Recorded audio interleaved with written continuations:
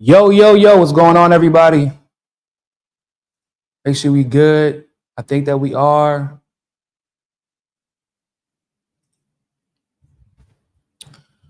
Try to make sure everything sounds good, looks good. Right now, we are live on YouTube. We are live on Rumble. We are now live on Rockfin. We are live on Twitter. Oh man, Black Unigriffin. Is Nico okay? I am okay. I'm okay. Oh man, don't freak out, y'all. I didn't put the time down. So normally whenever I'm doing a live stream or I'm preparing to do a live stream and I have a specific time, usually on YouTube at least, you can see what time I'm supposed to start. But I didn't put a time this time, so you just saw I'm going to be live streaming, but I didn't put a time. The reason why is because I have a son who is objectively trying to torture me. And every time I think I'm about to get started on something, he decides, yeah, nah, you're not doing that. So that's why I didn't put an exact time down, because I knew I wanted to start at, actually I wanted to start at 1:30. That didn't happen. So, what's going on? Like I wanted to stream yesterday, but I was doing my hotspot stuff. And normally something that would normally take me about an hour and a half, took me more, put it like that. Because he didn't want to, I would start recording and he starts screaming. It's like he knows. There's a whole video. So whenever I'm speaking Portuguese, he actually doesn't interrupt me. Lachis is the baby. He doesn't interrupt me. But for some reason, if he hears me speaking English, he feels like he got to start talking too. Like it's not hyperbole. He literally, I'm like, why are you interrupting me, bro? Like, it's a little bit rude, don't you think? I'm like, then why don't you interrupt me when I speak Portuguese? And so I'll start responding to him in Portuguese. He won't say anything, and then he'll just start laughing. But then if the moment I decide to speak English again, he just starts talking and interrupts me. It's so annoying. It's so annoying. I love it, though. I'm not going to lie, guys. Being a dad's the coolest shit ever. My dad era is definitely my favorite era of life so far, which is hard. It's hard. It's tough. It's stiff competition between dad era and Miami era. The Miami era was, but then I got different eras in Miami. So, dad era is definitely the coolest so far.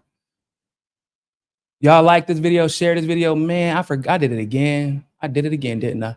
I'm sorry, Telegram people. My Telegram people probably thinking, this boy Nico don't care about us. Why do we even follow him there?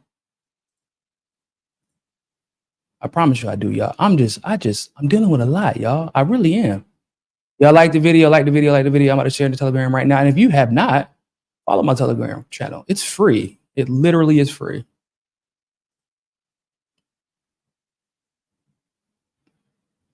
Let me go share. It is in Telegram.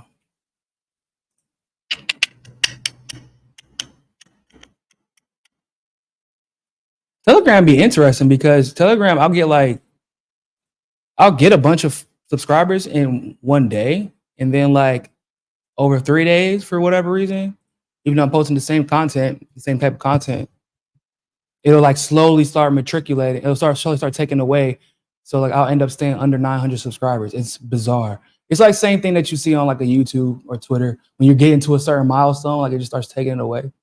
So, will Lachis be bilingual? Of course, Lachis will be bilingual. He lives in Brazil. Yeah, we're not moving out of Brazil until at least my oldest is in middle school, at least. And that's like depending on whether or not he's playing sports and what sport he's playing. If he's choosing to remain in soccer, then we'll stay here, and I'll send him to camps in the States, but I'm only going to be sending him into camps in the States to beat up on the kids that are there so that he can get scholarships to college if he plays soccer. If he plays basketball, I'll also be sending him to camps in the States, but that's because no one can find you in Brazil if you're not going to those camps. So I'll be sending him to camps in the States when he turns about probably 10 or 11 for basketball, so that he can, because here you can start playing professionally young, around 15 or 16. And basically, if he's not good enough to play professionally here by 16, it's going to be a uphill climb for him to play for D1 school in the US. So if he's good enough to play professionally by 16, I'm sure that he'll be able to do his thing if he chooses to, of course, and play in the States. But we're not leaving Brazil. Like, we've already made the decision. We're not leaving Brazil until at least my oldest is in middle school. And he's only 6. So there's a lot of time in between that. Fun dad story before yes. And so my oldest is learning, he is in an English class. Not like funny enough, I'm actually going to be helping their English class with pronunciations and things like that pretty soon. Because like they're taking an English class, but like, come on, guys. There's not really anybody in Brazil that really, like, unless they, like, that was their major and they went to the States and they came back. And like, it's something that they are constantly speaking. There's like no one here that speaks English really. There's only people who kind of understand it. I've met 3 people that speak some sort of English. We'll put it like that, outside of music. So I'm going to help the class with pronunciations and things like that, because it's very, very important for them to be able to pronunciate correctly, because it helps with the fluency of the language. And also, Brazilians can't really pronounce R's correctly, or like my wife can't pronounce my mom's name. My mom's name is Serena. She can't pronounce it. She goes, Serena? I'm like, why are you doing that? Just say R. Y'all have R's in Portuguese. Why are you? But it's just it's hard for her to say an R after a vowel, basically. So it's really funny. So yes, he will be bilingual, and Lachesis will be bilingual from birth, most likely. Oh, he's 2 months. So from birth, Lachesis, from the moment he starts talking, he'll be speaking English and Portuguese, because I only really speak to Lachesis in English so that he has a good base to start from when he is growing up. So, and then we're making them share a bedroom. Like, it's not a necessity, but they'll be sharing a bedroom, because brothers talk to each other a lot. So there's my brother was actually speaking clearly since he was like 3, but nobody knew. And I didn't know that nobody knew, but I knew because we shared a bedroom and he always talked to me. We talked all the time, actually. He used to make me ask for everything, though. So people just assume that he couldn't speak clearly enough, where he was comfortable enough communicating with adults. And it was just an act. He just didn't like dealing with people. But he'd be like, yo, I'll just tell Niko, and Niko will ask. And nobody knew that my brother spoke perfectly. He spoke perfectly by the time he was like 3. But it was because he was always talking to me. For the Pops podcast. For the Pops. I was thinking about doing a dad cast at some point, because I love my kids, man. Y'all know I love my kids. Y'all know I'm wearing my chain again because my son, we had mother's fun story before we get started, because y'all know I'm always going to start with a story about my kids before we start the show. Yesterday, they did their Mother's Day presentation at his school. So now, usually when you hear that, like, there's going to be a Mother's Day presentation, in the States, you would assume that it's like everybody's going to be there, or whoever can be there out of the parents are going to be there, but it's principally for the mothers. Now, actually, when they say Mother's Day presentation, they were dead ass. They meant only the mothers. And she tried to tell me that. My lady tried to tell me that. And I was like, nah, man, that's crazy. You going to tell me so because I'm the dad, I can't be there? And also, what you going to do with the baby? Like, that's also the first thing I thought. Like, boy, because you can't take pictures and keep your son in check. And y'all don't know Brazilian kids, but Brazilian kids are wild. Y'all think that 5 and 6-year-olds in the States are wild. You ain't seen a room full of Brazilian kids. They don't care. They are on their own time. If they choose to listen to you, best believe it is exactly that. It is a choice that they're making. My son is different because he got black dad. Black dad don't really play that shit. And it's very clear. It's hilarious, actually. All the other kids were running around and like doing their thing after the show, which, by the way, I was so surprised at how much like attention my son was paying while he was doing his show, because they were dancing and singing, right? And, they got the teacher in the back doing all the moves for him. And my son's trying to look at us, but he also knows, like, I'm always on his ass, like, pay attention. So he didn't want to stop paying attention to the teacher because he knew I was there. It was hilarious. Because he's like smiling, but he's like, oh. Doing his little mama dance thing. And I was actually impressed. I was like, oh, I'm actually impressed at his awareness. Because normally in this situation, he would forget. But, you know, kids will impress you. So anyway, after the show, he was so hyped because he was like, oh, man, you never like wear your chain. I wear my chain when we go out sometimes, but like, I don't wear it that often. He was like, you should wear your chain on your show more often. I like your chain. So I was like, I used to, but I just don't really do it anymore. He was like, well, you should. So now you get the chain back. There you go.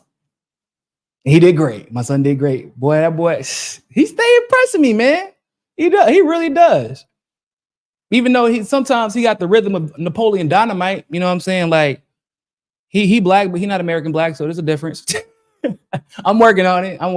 You know, his mom is like sometimes has rhythm and sometimes doesn't. So you know, it's a 50-50 with him. We was at a Latin restaurant the other day and a reggaeton came on, and this boy, I'm over here like, I ain't never been embarrassed by a 6-year-old dancing before, but this might be the first day.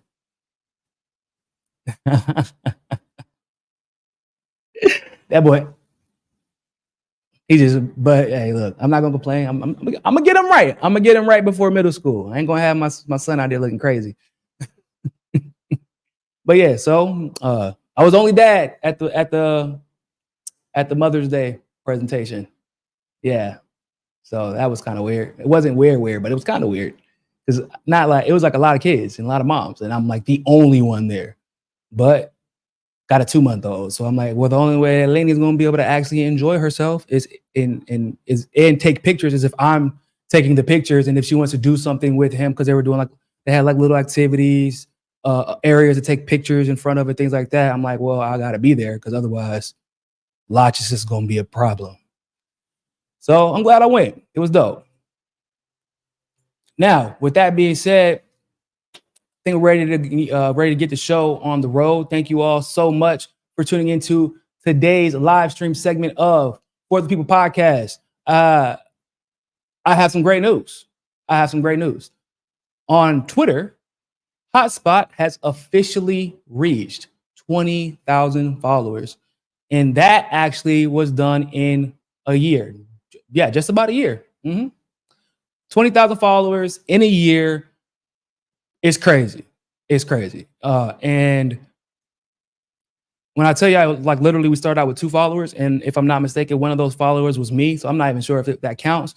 That's where we started at. And it was just hard work and grind from the team. A lot of retweets and shares from you guys.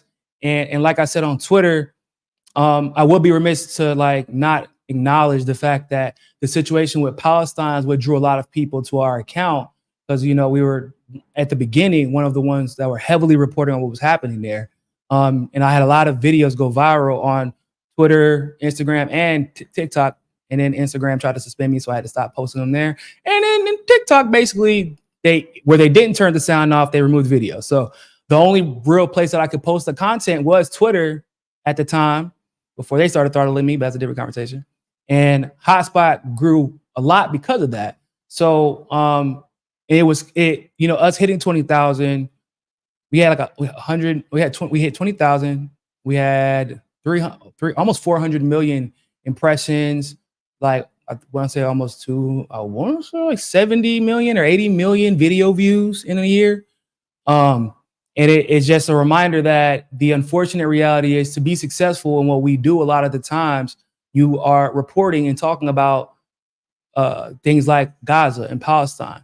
And it's cool to find success being on the right side of history, right? Because being correct, being morally correct and altruistically correct should be rewarded. However, the videos that we post, the stories that we're telling, those are stories about real people. Those are real children dying, real men and women dying.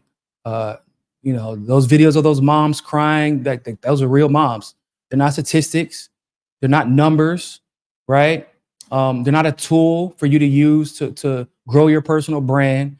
And any chance that you get, if you do start a show, start a platform or whatever, which a lot of people are doing right now, which is fine. But if you do, decide to do that, and you do hit one of these impasses like what's happening in Palestine, it is a responsibility to try to, you're telling their story. Don't be their story. Don't try to make it about you. Tell their story. And where you have the opportunity, amplify their voice. It's difficult at times, obviously, in situations like that, especially because they can't do the interviews. But what you can do is we know by now, for the most part, the pages that are Palestinian, that are from Palestine, unfortunately, some of those journalists have been killed. But at the beginning, where we could amplify the pages of those specifically from Palestine, we did that. Even if we reposted their video, we gave them credit for it. We always shouted them out, things like that. So if you do gain success from being on the right side of history, and you're basically, to some degree, no matter what, like if you're a journalist in politics, a lot of the times for you to be successful, you're telling the story of somebody's pain. And you just got to be aware of that as you are growing, and make sure to, once again, pay it forward. Make sure that you're amplifying the voices of those stories that you're telling, right? And like I said, don't make it about yourself. Don't make it and we see a lot of that. So I felt the need to say that, because a lot of people have gotten really successful from being on the right side of history on this Palestine issue, and they just got here. But those who are literally, there are people getting shot at, literally. Journalists, I just saw a video on Twitter today, journalists being targeted by Israel. There are people who've lost jobs because of their previous stances on Israel and Palestine before all this started. And you're seeing a lot of people get super famous from talking about an issue that they didn't care about or were on the wrong side of. And that is why they're talking about it. And instead of amplifying the voices that have been consistent on this issue, that actually have the most experience and can give you the most real knowledge, instead they're trying to make it seem like they're like a hero for going on Twitter and saying the most obvious, which is genocide is bad, right? So as much as it is a celebration, that Hotspot Media hit 20,000 on Twitter, and it is indeed a celebration. Shout out to my guy Nick. Shout out to our editors, our producers. But even though it's a celebration, it's just important to remember like the other side of it, which is you can't be successful in what we do without somebody suffering. And at the end of the day, our job is to put ourselves out of a job. And I'll leave it at that. Got a great show for you all today. We're going to try to pack a lot into a little. We're going to try to start with something lighthearted, because I saw something the other day, or I saw something yesterday rather, that had me like, this man is wild. Y'all see this? The kicker from the Chiefs. Did y'all see the speech, or at least a portion of his commencement speech, his graduation speech? Oh my God, bro. We're going to have a little discussion about this. Got to. I kind of want to know where y'all stand on it. An NFL kicker told women to stay in the kitchen during his commencement speech. For the ladies present today, congratulations on an amazing accomplishment. You should be proud of all that you have achieved to this point in your young lives. I want to speak directly to you briefly, because I think it is you, the women, who have had the most diabolical lies told to you. How many of you are sitting here now, about to cross this stage, and are thinking about all the promotions and titles you are going to get in your career? Some of you may go on to lead successful careers in the world, but I would venture to guess that the majority of you are most excited about your marriage and the children you will bring into this world. I can tell you that my beautiful wife, Isabel, would be the first to say that her life truly started when she began living her vocation as a wife and as a mother. Harris Bucker also bashed Pride Month and abortion rights. Our own nation is led by a man who publicly and proudly proclaims his Catholic faith, but at the same time is delusional enough to make the sign of the cross during a pro-abortion rally. He has been so vocal in his support for the murder of innocent babies that I'm sure to many people, it appears that you can be both Catholic and pro-choice. He is not. First of all, you got a lot of Catholics that are pro-genocide. He ain't seen to have anything to say about that. But anyway, lot to unpack there. First of all, just from a purely marketing perspective, NFL, y'all gotta do better, bro. Y'all gotta do better, because it really doesn't matter what your opinion is about this particular situation from a marketing perspective. You're dealing with unnecessary controversy from a kicker from the most popular team in the NFL, right? Now, Mahomes probably can't even go on Twitter. Hell, Mahomes probably can't check his phone because everywhere rather he goes, they're going to be saying either you should speak up and defend him or you should be advocating to get him kicked off the team. Like, it could affect brand. Like, just from, like I said, from a marketing perspective, this was bro, what are you doing? It's a commencement speech. Got a president who's this is that Twitter shit, yo. He must be generations. Is he Gen Z? Well, I don't know, man, because young millennials also tend to do things just for social media, bro. He gave his commencement speech and he wasn't giving it to the audience that was in front of him. It is a Catholic school, by the way. It's a Catholic liberal arts college, but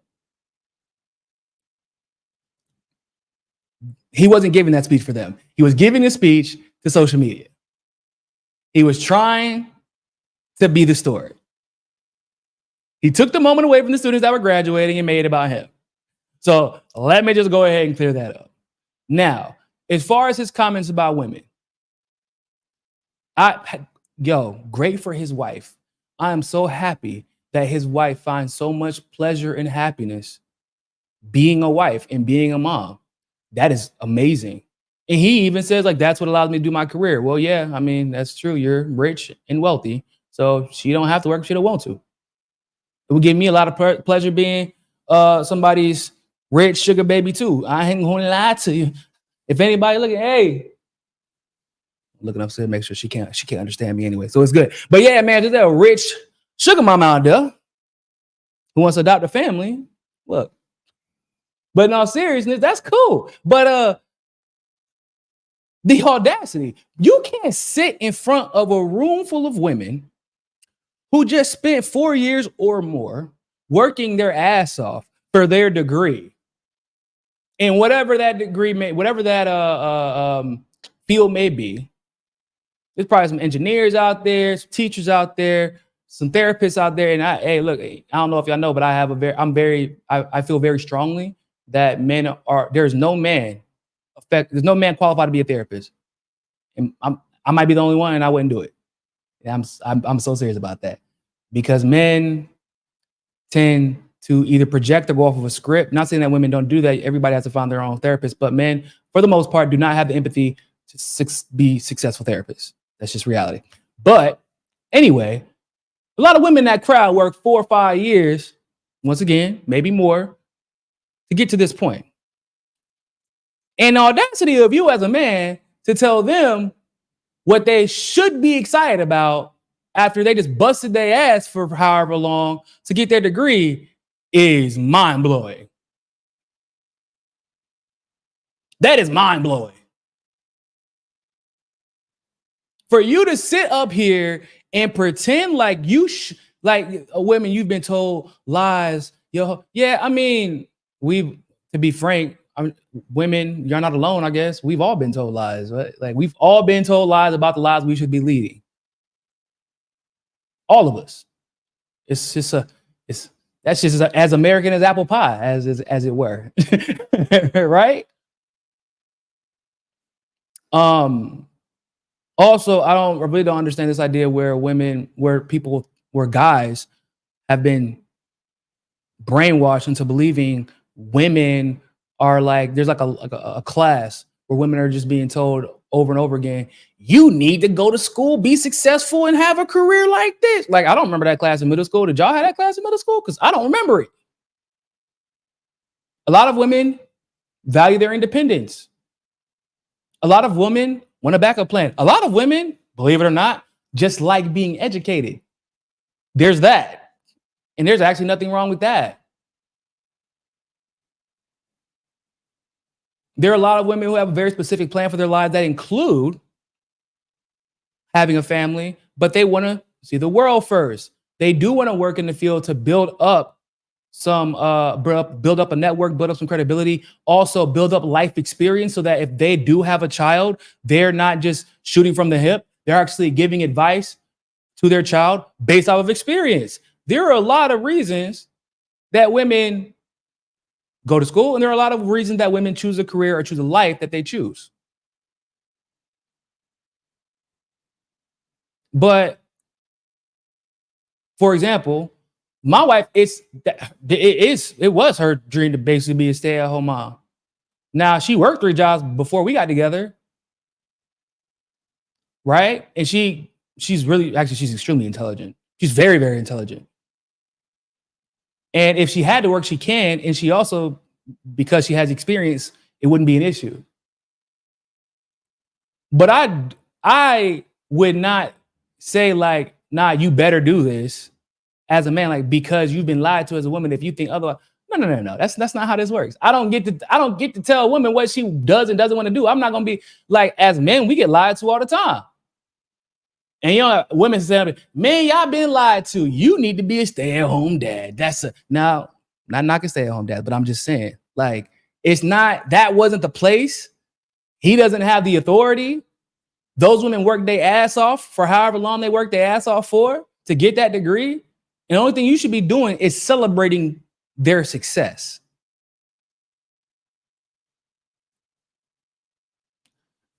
Tana Welsh said, women do all the sacrificing. Yeah, kind of.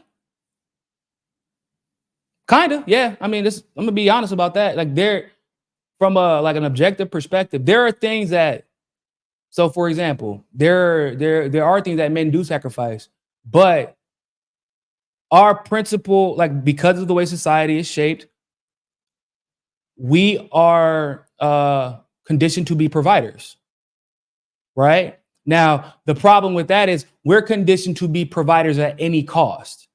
And if there is failure on that front, then you also bear the sole responsibility in a lot of cases if you cannot be that provider. So it is what it is. But if a woman decides I want to be the provider, they're basically or at least be 50% of provide 50% of the finance of the house, right? Now, you already ostracized like half of the men in the West. So your dating pool just became significantly limited.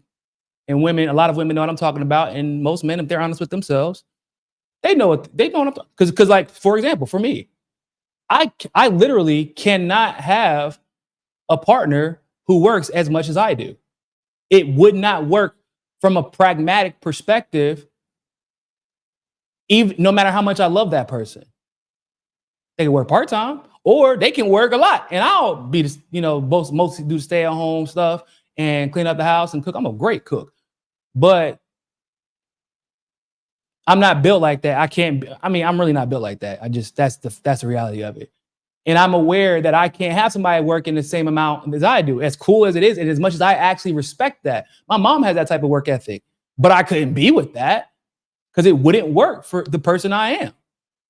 And so that's what I mean by like, if you decide you want to be career driven and be that contributor for the household, you already ostracize a lot of the male population. But then if you do commit to this idea of being a wife, being a provider in that role, being the mother in that role, now there's like, whenever there's an expectation, a lot of men, when they feel like, oh, well, I'm doing everything, therefore I can do whatever I want. But it's like, you're not really doing everything, bro. Not really.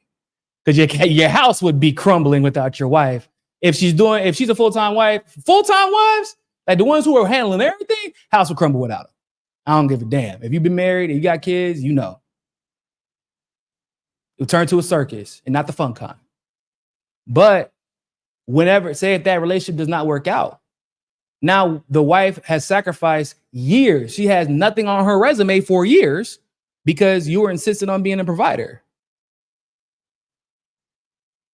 Not that she couldn't have worked, but you insisted that you were going to take care of everything because you needed this from her. And now what? Now she doesn't have anything. But if she decides to start her career first, then people say, and she decides to have kids later, now it's a whole, oh, well, she's older now. Who's going to want somebody at 30 years old, which is like an insane notion. But this is what I'm talking about. People, like, you can't come up, like, because what she said is true. Women, for the most part, do have to make all the sacrifices.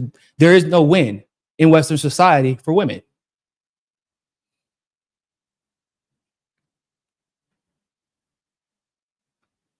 Like, there is a win, but there's no like you got everything, because there's a person for everybody. That's my point. It's like, you can't come out here and say what's best for all these women. My wife, that's called confirmation bias. Your wife felt the most fulfilled when she became your wife and had kids. Somebody else, another woman, can feel the most fulfilled when she busts her ass, breaks through whatever glass ceiling she's dealing with in her life, gets that promotion, can take care of her family in a way that maybe there's nobody left to take care, because there are situations like that. There are situations where, like, there are no guys that they can. It's, you went to college, you have the job, you have the professionalism, you have the bank account, frankly, and now the family can rely on you. Like auxiliary members of the family, like mom, older, dad, older, grandma, older, like, and that's her dream, and that's okay too. But this is crazy. This is like nuts.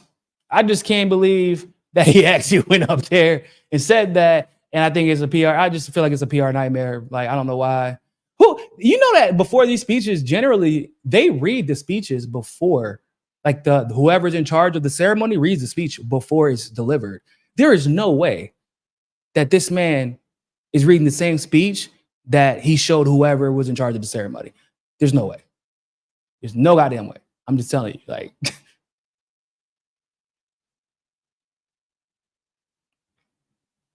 Patrick said I'm sounding a bit judgmental. I mean, I'm judging the hell out of him for saying that. Yeah, absolutely. If that's what you're referring to. I am absolutely judging him. I mean, that was a weird place to do that. I don't know why he decided to do that. But yeah, man, I had to get y'all's opinions on that, because that just was weird. But that's, look, man, don't do everything for social media, dog. Some things should be sacred, but you know, in the era of TikTok going viral, you know, he's trying to secure his bag after his career, I guess. Why did Anthony Blinken just come out? Everybody trying to get on Fox News before. Everybody trying to get their little podcast popping after their career. But that was, I don't care what anybody says. That speech was not for students. That speech was not for whoever was sitting out there in the crowd. That speech was for social media. And he knew everybody would react like this. And I guess he got what he wanted. At least his haircut looked nice. Really quick, y'all know that Tony Blinken basically just came out and said that yesterday during a press conference, basically came out and was like, yeah, man, so what's going to happen in Ukraine is once we feel they're responsible enough, they're allowed to have elections again. So effectively, he said that they're going to be a dictatorship for the foreseeable future. I did a hotspot video about it yesterday. Like to hear it go. You're going to hear it anyway. And we're going to discuss it.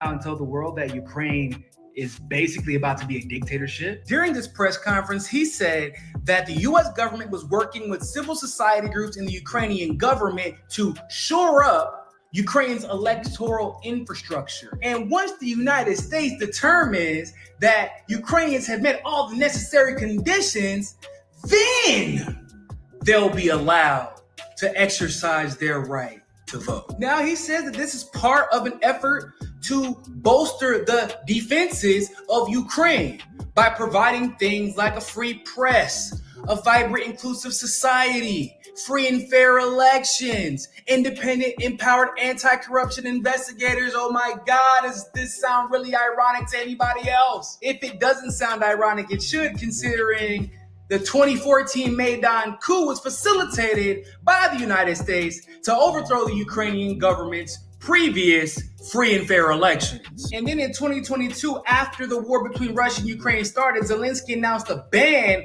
on opposition parties and a total of 11 Ukrainian political parties solely because they supposedly had ties with Russia. But truthfully, it was because these parties were actually leftist and independent-leaning parties. And not only do they not have free press in Ukraine, but they literally put journalists who try to objectively cover what's happening in Ukraine on a kill list. That's not hyperbole. It's a list of journalists they want to kill. And as far as a fair judicial system is concerned, maybe we shouldn't have allowed the current president to fire the prosecutor that was trying to hold the corruption accountable that was taking place in Ukraine. And maybe they would have, a justice system that's a little bit more fair and even-handed to root out that corruption that the U.S. is supposedly trying to root out at the moment. I said, I'm telling you, you're not getting $1 billion.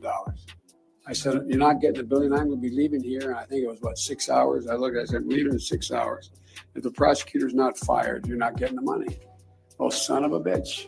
Got fired. And they put in place someone who was solid. But I get it. I can understand why the United States wouldn't want them to hold elections in Ukraine because, I don't know, watching generations of your own people die only so that NATO can have some type of strategic advantage over Russia might push you to vote for somebody who isn't leading your people into a meat grinder. I don't know. And it might be a little bit more difficult to manipulate that person than Zelensky, who has a little person complex and expensive taste. Yeah, man. So y'all make sure to go like and share that, by the way. So yeah, that speech is actually crazy. The transcript, let me see if I can pull up just some of the comments that he made during that speech. Because Jesus Christ, I don't understand how the rest of the world just lets America exist. I don't even know how else to say it. With the stuff that they say, and honestly, I said on Twitter, I said most politicians are failed actors or theater kids or entertainers. They couldn't make it on the big screen. So they were just willing to sell their souls. Still subpar acting. But that's the only way that you can be able to say some of the stuff that people like Tony Blinken say with a straight face and not just bust out laughing. Because there's no way that they can give speeches like this. Not just Blinken, the press secretaries, all that stuff. There's no way you give speeches like this with a serious face. Be like, yeah, man, America, we love democracy. We love fair judicial systems. Come on, bro. There was something I read yesterday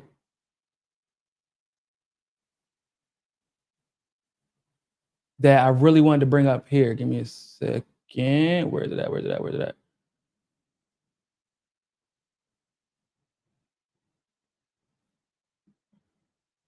I'm gonna find it. Give me a second. Oh, I think it's this one. No.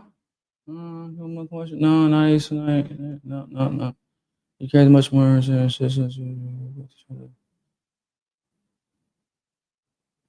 Nope. Oh my goodness, where did it go? I forgot that there's shortcuts. There we go. He said, Ukrainians were right here. Zoom in for you guys. He said Ukrainians have been battling corruption for decades, and you have results to show for it. Yeah. He's actually telling the whole truth right here. Ukrainians have been battling corruption for decades, and you have results to show for it. The U.S. conducted the Maidan coup and then influenced Zelensky and his entire cabinet, and now their population is being decimated. So he is saying this, and technically speaking, it's true, but it's just the context he's saying it in is what makes it abhorrent. That he can say this as if the United States is going to fix the problem like they're not the cause of said problem. He said Ukraine is one of the few countries whose rating has been consistently rising in Transparency International's ranks over recent years, in no small part thanks to its incredibly tenacious and skilled anti-corruption activists, NGOs, and independent media. I don't know if y'all know this, but there is no independent media in Ukraine because Zelensky got rid of it. And also, there are no skilled anti-corruption activists because the ones who were actually anti-corruption are like dead or on a kill list, which is how the corruption has allowed not only media to be removed, but also every political party except for Zelensky's. Yeah. Says, but more work remains to be done. 8 in 10 Ukrainians still believe that there's one set of law for the elites and another for everyone else. Yeah, everybody else is being sent to a meat grinder, and Zelensky is laundering U.S. money and getting paid, using the money he's getting paid to do so with to basically create a snowstorm in his nose. I mean, yeah, I feel like they're pretty justified in feeling that way. Yeah. It's also crazy how he said that whoever Transparency International is, I've never even heard of them, to be completely honest with you. But whoever Transparency International is, maybe you need to reassess the way you measure corruption. Because if 8 out of 10 Ukrainians still believe that their country is corrupt as hell, how do you have Ukraine as consistently rising in the ranks as far as fighting corruption is concerned? Maybe y'all need to change your metric. I don't know. That's just me. It says Ukraine. He says Ukraine's defenses against corruption have to be just as strong as its military defenses. That's not a good sign because they're definitely getting their asses whooped. And we know what those defenses are: an independent judiciary, a free press, wow, a vibrant, inclusive civil society, and free and fair elections, and independent, empowered anti-corruption investigators, prosecutors, and judges.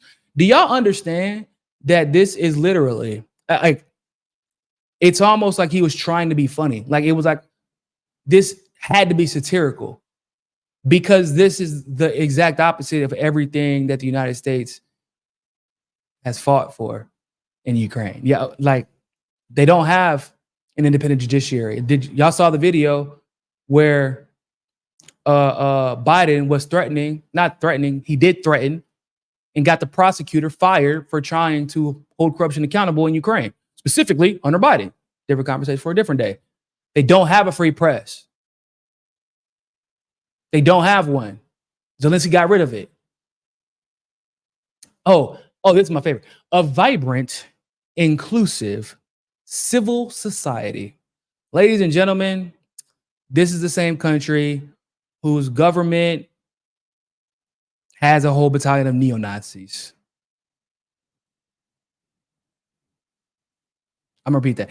This is the same country whose government has a whole battalion of neo-Nazis. This is the same country who, like, they couldn't even give interviews or do like basic B-roll. B-roll, for those of you who don't know, is like when you're recording things that are going in the background, like when they're playing the news, like they're talking about whatever's happening in a situation on the news, and they're just playing random stuff in the background, people walking by, cars driving by, things like that. That's B-roll. They couldn't even have B-roll from Ukraine that was just like airing constantly because there was no video that you could take where somebody on their arm with a Ukrainian uniform had a damn Nazi symbol.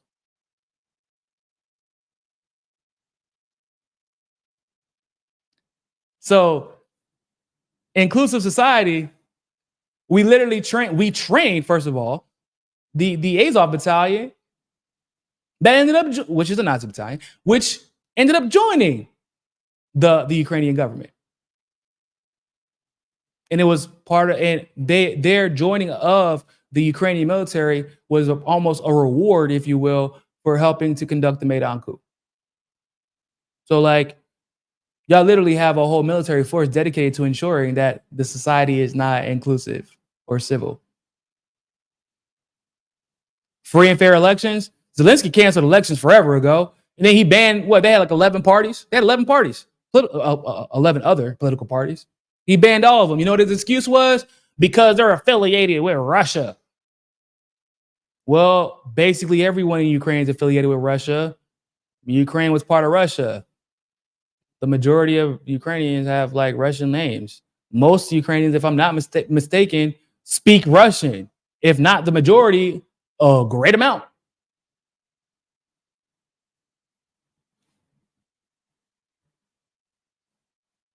This is crazy, bro.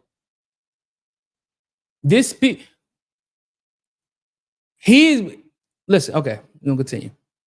For decades, the United States and Europe have been helping you build these democratic pillars from the bottom up by overthrowing your governments and the democratic elections you did have and putting in power who we felt like it.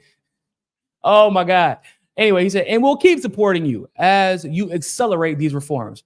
Question, y'all, how you gonna accelerate reforms when you're getting bombarded because of a war you're fighting because NATO don't want to mind their business? They too busy trying to reform their buildings.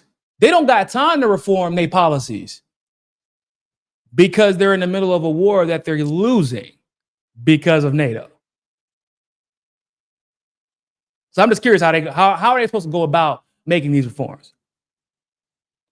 He said, that's why we're working with the government and to civil society groups to shore up Ukraine's election infrastructure.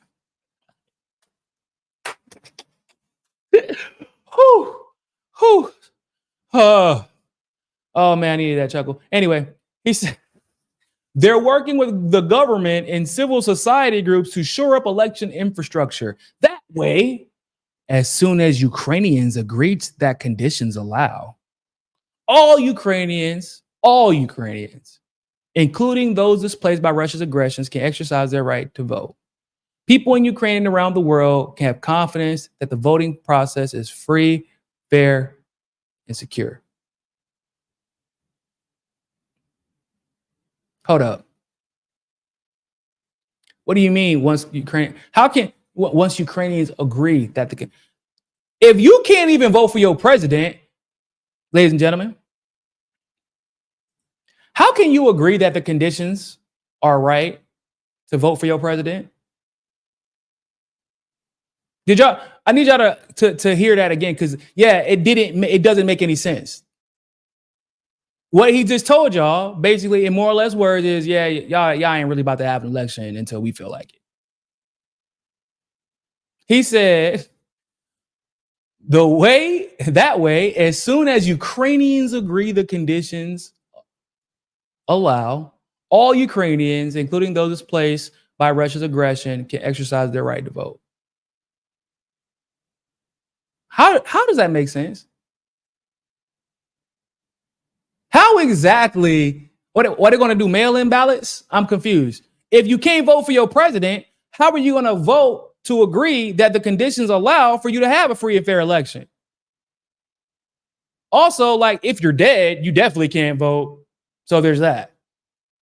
And the majority of, I actually think the majority of men, the majority of Ukrainian men that were like residents of Ukraine, I think the majority of them are dead now. So there's that. At least generations of them, adults.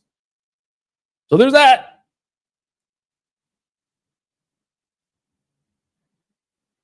They're telling them effectively, y'all not about to have an election. So I will say this though. I thought like, damn, man, they're doing Zelensky dirty, man. Like, I don't know how he gonna survive this. And really, he's kind of getting rewarded because they're effectively telling the world, yeah, man, like we're gonna, Zelensky's in power until we say otherwise. Good luck. They just made Zelensky a dictator. Basically, with no way, and with the Ukrainian people having no way to change this outcome, because to change the outcome of this situation with Russia, you would have to be able to change your president because he's the ones at the moment doing the negotiations. Correct? Yes, that's what's happening. I mean, you can't affect NATO. That's out the window because you're not part of NATO. So there's that. So even if you wanted to, you couldn't. But you can't affect NATO. You damn sure can't affect the United States. The only thing you could do is vote your president out and vote someone in who is actually willing to engage in peace talks. The problem is the United States just somehow, alongside with NATO, just somehow decided, yeah, we are actually not going to allow you to do an election. We're not going to allow you to do an election until you want to do an election. Well, how can we tell you? We're ready now. Yeah, man. Well, we don't know that. How can we possibly know that? Because you're not allowed to vote. So how could you vote for it? That's insane. That is absolutely insane, bro. And then you got this guy. Excuse me if I'm pronouncing his name wrong. Fico, who was assassinated. Not assassinated. Misquoted. Misspoke. He was shot for the very basic position of, hey man, maybe we should like try to reach peace between Russia and Ukraine so people will stop dying. And you know, like I always say, it's kind of like with the Ice Cube situation during the elections. I was like, if Ice Cube had picked a side, Democrat or Republican, it would the beef over whether or not people should like him would have been over in a day, not even. Because that's what happened when Lil Wayne did it. That's what happened when Kodak Black did it, right? They both endorsed Trump. Ice Cube only said, yeah, I'm not going to endorse anybody, actually. And because they're not really, I did my research and I've realized both parties are not for black people. And they were like, oh, you ain't going to pick a side? You're not going to play the game? That's the worst thing you can do is advocate to not play the game. It's to select to not play the game. As in this situation, advocate for peace between both. Let's check out Nick's hotspot regarding this. Robert Fico, the Prime Minister of Slovakia, who's been a very open critic of the West war in Ukraine, has been shot. Robert Fico was meeting with supporters when a gunman hiding in the crowd shot him in the head and in the chest. Robert Fico is currently in critical condition, and we will know his fate maybe a few hours after I finish this video. This is very significant and interesting because Slovakia is one of the few NATO nations that are not completely subservient to the United States. Robert Fico said that we can pour all the money and all the weapons in the world in Ukraine and we will not defeat Russia. So we need to consider peace options and negotiations. Apparently, Robert Fico simply advocating for peace in Ukraine was enough for Western media to paint him as some sort of Putin puppet.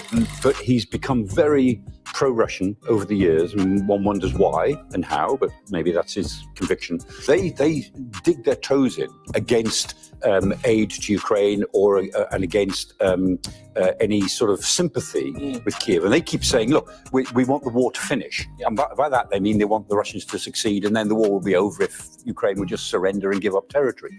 And so that's the view he takes. Now, that's very divisive in Slovakia. It's divisive within the EU. So it's not surprising that that this sort of event might take place. Maybe if you guys listen to Robert Fico. First of all, that was crazy. You see the way that you hear how it was kind of casual about that one. It was a little bit like, yeah, man, should have shut the hell up. Maybe this wouldn't have happened to you. That's what it's. Let's hear that part. Let's hear that part again. That was kind of crazy. Not surprising that. Now that's very. They want the Russians to succeed, and then the war will be over if Ukraine would just surrender and give up territory. And so that's the view he takes. Now, that's very divisive in Slovakia. It's divisive within the EU. So it's not surprising that that this sort of event might take place. Maybe if you guys Bro, that man knew what he was saying sounded like crazy. That's why he started. It's not surprising that this sort of event would take place. Boy, what?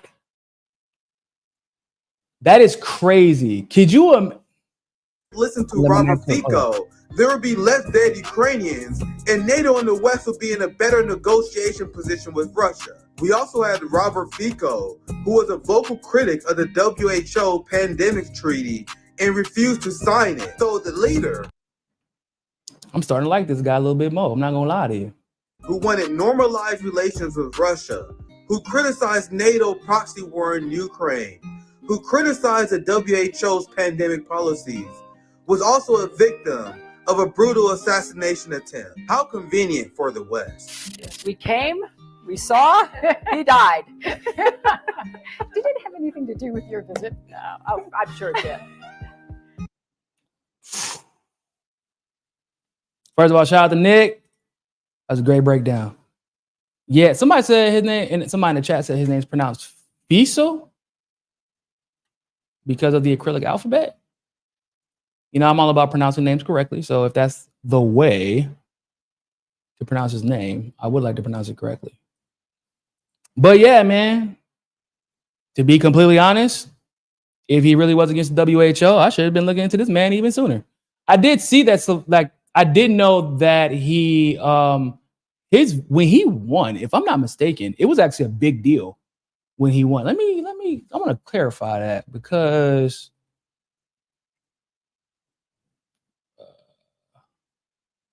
Robert, I'm gonna look this up because if I'm not mistaken, there was a whole hullabaloo when he actually won his, like when he became the prime minister.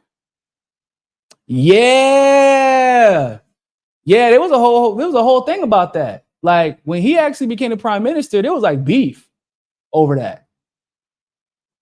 The West did not want this guy to win, and he's been prime minister since October of 2023. It's May of 2024, and they trying to kill this man. That's crazy. And that's crazy. Listen, hold on. Let me see.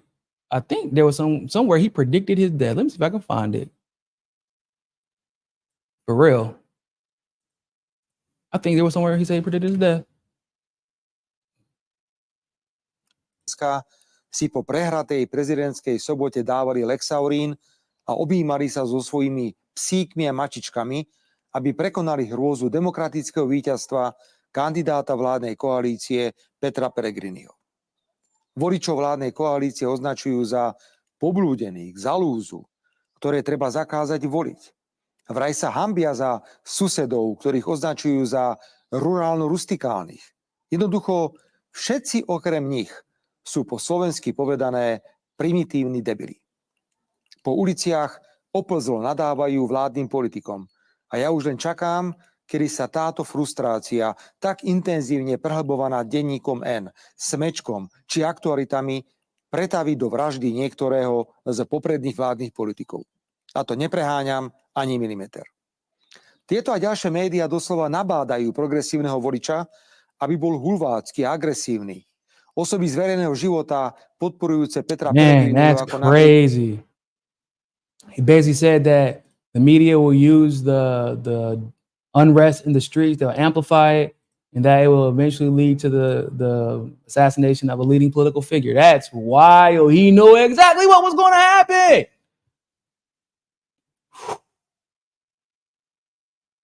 You know what's also crazy? It's not that hard to predict. That's what's also crazy. Like when you really think about it, he's like, it's the same recipe that we've seen over and over again. And if you're from that area of the world, you've seen how the West operates in certain situations and circumstances where, well, to be quite frankly, where leftists or where independent anti-corruption populists end up winning. going against WHO, like he said, going advocating for peace, or better yet, advocating that the war never starts to begin with. Right? He wasn't in power for that part, or he wasn't at least prime minister for that part. But like when you are doing all of these things, even people who are watching from a distance, even your audience, you know, voters, whoever, they're like, man, I hope he don't die. How many times do you see that in a comment section? Every time somebody says something that is just basic, like, yeah, this is definitely should be everybody's stance, and somebody with legitimate power and influence says it, how many times do we hear people comment immediately and be like, hope he doesn't die, because that was pretty accurate. His statement was accurate, and therefore we hope he doesn't die. That's kind of the world we live in at this point.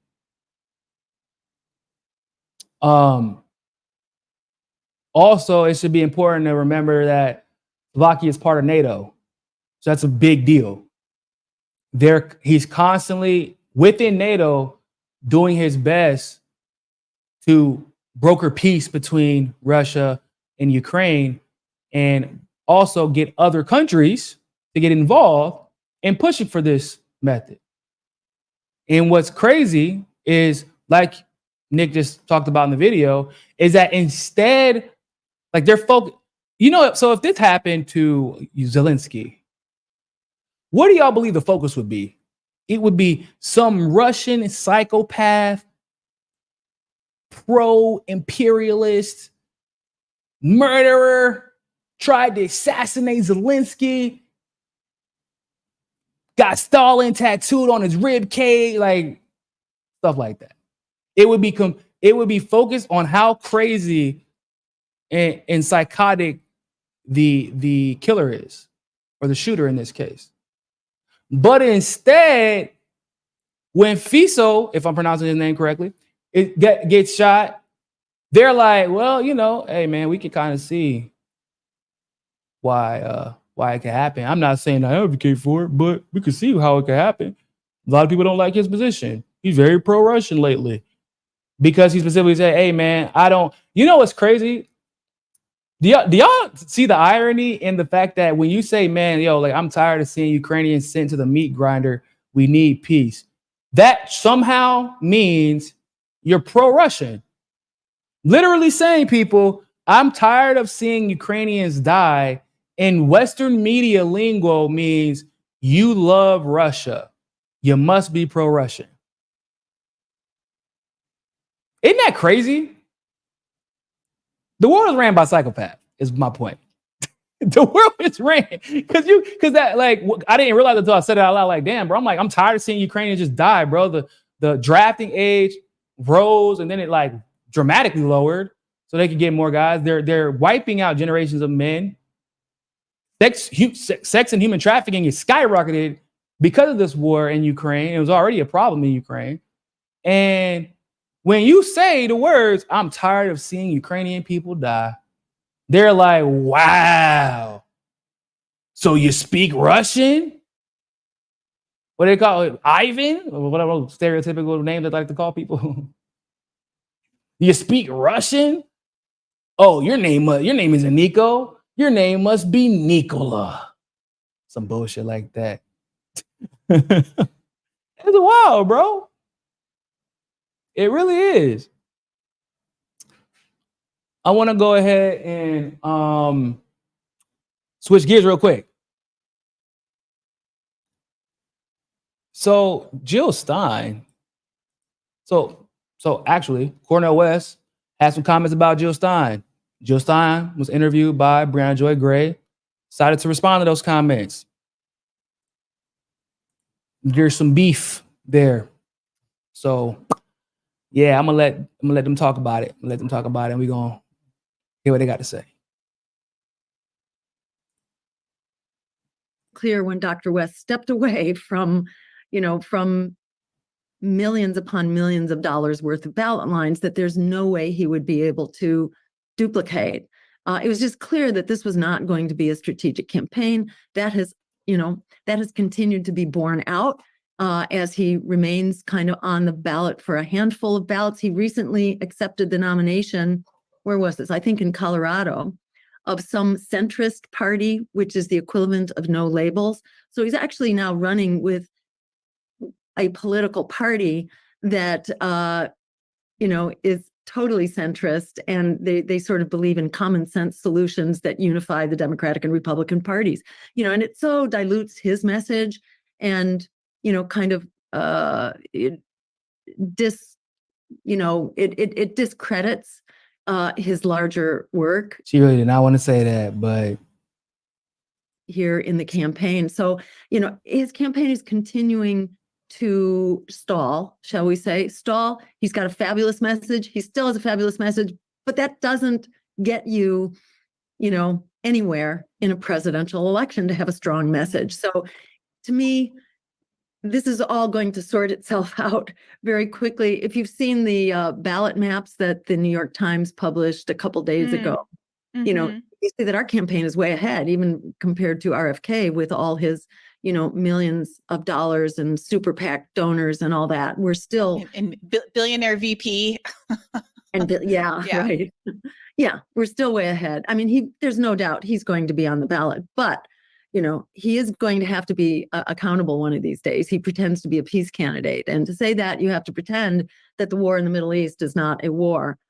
This war that could easily become, World War III and go nuclear very quickly. The U.S. and Israel are bombing some, 5 or 6 countries right now. We're in active hostilities, and this could go ballistic. Bibi Netanyahu is trying to drag us into a war with Iran. This is unbelievably dangerous. And, RFK is not being straightforward with his base. He's still trying to present himself as a peace candidate. So the Middle East is not peace, and it's not negligible.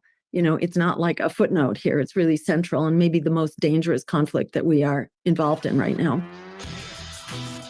So if you can't read the tweet, the reason, so for those of you who I already know there's going to be somebody out there like Jill Stein starting drama. No. Jill Stein's actually responding to something that Cornel West said, which is that she's addicted, quote unquote, to running for office. As in, that's why she's running for office. And I can tell you guys for a fact, I do know that was not her plan at first, because a lot of people in the beginning had faith in Dr. West. A lot of people were trying to help him. A lot of people were trying to give him guidance. It wasn't working. I don't know how else to put it. I got a lot of respect for Dr. West. I really do. I don't want beef because, apparently, he got beef with I really don't care, but I'm trying to keep it peaceful, man. I'm in my dad era, got gray hair in my beard. I'm trying not to engage in the drama, but look, Dr. West has not handled his campaign well, strategically speaking. Also, his message, the only way I can describe his message coupled with his strategy and campaigning is incoherent. We don't know where he stands on some issues. He switched and flip-flopped on issues, and we don't know what exactly, why he switched or flip-flopped, and where people tried to make him stronger on some issues. He took offense and thought that people were attacking him as a black man, but it's no, bro, we're black. We're the ones trying to tell you, trying to help your ass out. You know what I mean? So Jill Stein, oh, there you go. Somebody said it perfectly.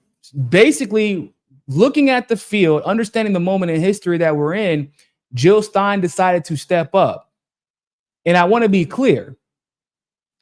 Since the last election, people have been begging Jill Stein to run. Yeah, I do know that. People within the Green Party have been begging Jill Stein to run. People outside of the Green Party who were well, if Jill was running again, I would probably be Green, but I'm not going to do it because I don't trust, what's that fool? Howie Hawkins, right? And the Green Party has its own issues. Don't get it twisted. They do. But a lot of those issues were significantly mitigated when Jill Stein was running for president. Okay? There are people who won local elections because Jill Stein was running for president. Jill Stein was bringing attention to the Green Party that hadn't been brought she was bringing a type of attention that they hadn't seen in years. Probably, no, in 2016, she was bringing attention that they've never seen because they literally broke fundraising records. So people want offices because of Jill Stein running. The Green Party was able to fundraise because of Jill Stein running. Ballot initiatives were inspired by policies Jill Stein was running on and brought attention to. And also Jill Stein's won before, so it's not like she's never won in office. And also she's done better as far as running for president. If she's doing better than anyone who's ran in her party before, she's doing better than the majority of independents who are running. And she's doing and she's fundraising and bringing attention to the issues that need attention.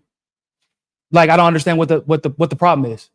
Like, being addicted to running for office because you're trying to bring the change that you're advocating for isn't inherently a bad thing. And in Jill Stein's case specifically, it's not like Jill Stein hasn't walked the walk. You get what I'm saying? If Jill Stein could have ran in 2020, now she didn't.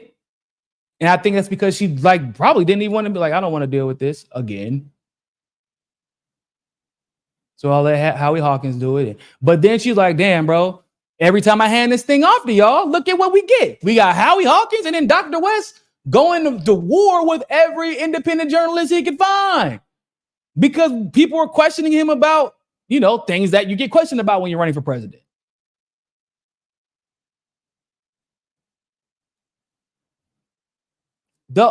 We've been talking about getting on the ballot forever because as an election integrity activist, I just know how hard it is to get on the ballot. It is. And we also know Jill Stein is one of the few who has done so in the majority of states successfully. We also know that Jill Stein didn't have to be convinced not to vote for Joe Biden. Obviously, in 2016, she voted for herself, but she didn't have to be convinced to vote to not vote for Joe Biden. Okay, she didn't have to be convinced to get on the right side of COVID. Jill Stein didn't have to be convinced of the damage unsecure, corrupt elections has done to our society. We have basically no control. She didn't have to be convinced of this. She didn't have to be convinced, yeah, you can talk about Trump all you want to, but then you go, my good friend Joe Biden. It can't be one or the other. It based off of Cornel West's logic, it had to be they both ain't your friends, or you're going to be equally brotherly to both. Because if I call him my brother in spirit because I'm a Christian man. Okay, that's fine. We no one's ever actually had a problem with that. The problem was when I was hold on. So that's brother Biden, but that's demon God, demon spawn Trump. That's brother Anderson Cooper, but Tucker Carlson is Lucifer 2.0. It don't make no sense.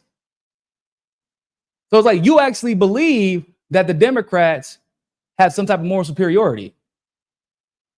And me as a voter, or the hell, let's just go with the average voter who's been paying attention long enough, which is a lot of them now. They ain't got time they're not about to waste their time. Oh, no, nah. You're too far behind if you think there's a difference in the parties. I'm gonna say that again. You're too far behind to be running for president if you actually think that there's a difference in the duopoly. Am I right or am I right?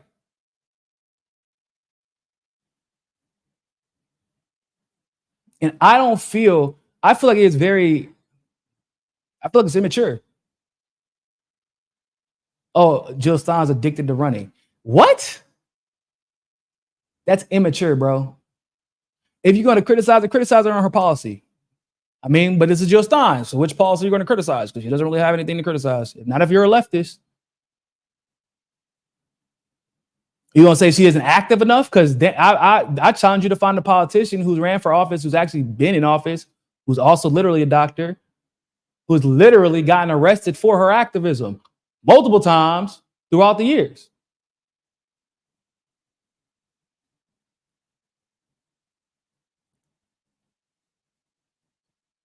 And that's, once again, there's a maturity level. And it's not like I'm not saying Cornel West isn't mature, but I'm saying when we're talking about dealing with politics, when you're talking about dealing with disagreements, when you're talking about, I don't know, running for the president of the United States, there is a level of maturity that you have to have when you're playing from behind. You get what I'm saying? You got to be able to take the high ground, to know when to take the high ground, to know who your allies are, to know who your actual adversaries. Because there's a difference between competition and adversary. Jill Stein might have been your competition. Not really, because she's going to do better than you. But Jill Stein might be your competition, but she's not your adversary. Biden and Trump are your adversaries. Republicans and Democrats are your adversaries that you just happen to be competing with. Jill Stein, you're competing with, and y'all might just have different ways to go about getting the job done. But I'm not gonna lie, I kind of got to go with Jill Stein's experience and the fact that, once again, I don't have to convince Jill Stein to be on the right side of any issue. I can't. If y'all in the comment section, and I'm being so genuine, can y'all tell me the last time that Jill Stein was on the wrong side of an issue? I'm being so serious.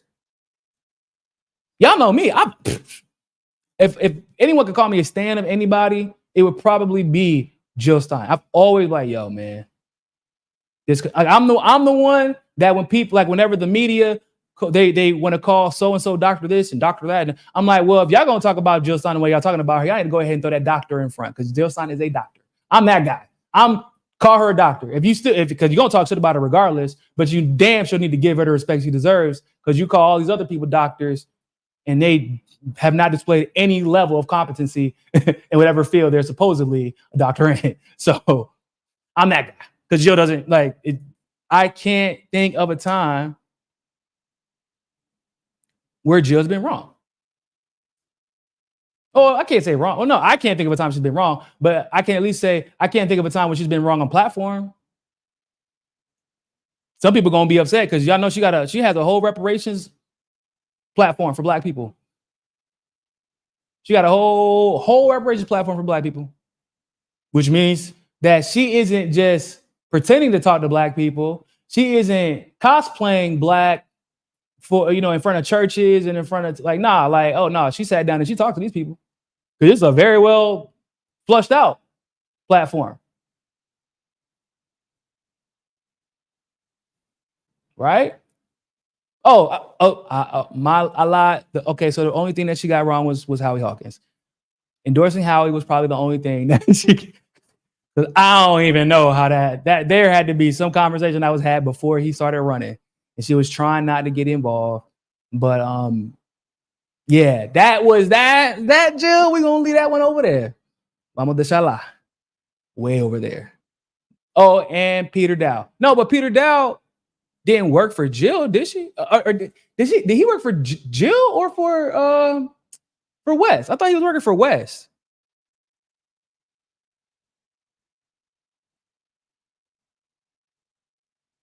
You're saying, I remember. Jill was the one who recommended that Dow be West's campaign manager once she stepped away. That's what it was. I remember now. However, I mean, shit, it wasn't her campaign. No. But in all seriousness, she could probably see where the train was headed, and she's probably. I said, y'all know what's crazy? I don't know if y'all remember this conversation. It was so long ago. Like now, I'm thinking about it. It had to be October or September. I was saying, why was she scrambling to get a campaign manager to take over West's campaign? And I was thinking to myself, I said it on the show, I'm like, I think she's about to run for president. I don't know why I got that feeling, but I feel like she's going to run for president. And she did end up announcing that she's going to run for president. I do remember having that conversation with y'all. And I want to say it was during the Cornel West beef. that was going on. So strategically speaking, we can say she was wrong about Peter Dow, but was she though? Like she did kind of sabotage her competition. Because if you were going to sabotage your competition, asking Peter Dow to be their campaign manager would probably be the best way to do so. And let me see if I can find something. I gotta show y'all something too that kind of like threw me off. Y'all probably gonna be like, what?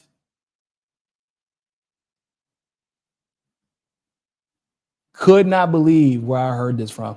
There's a new Jill Stein fan out there, guys.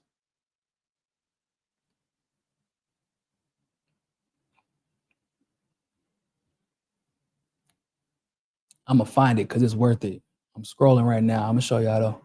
It is totally worth it.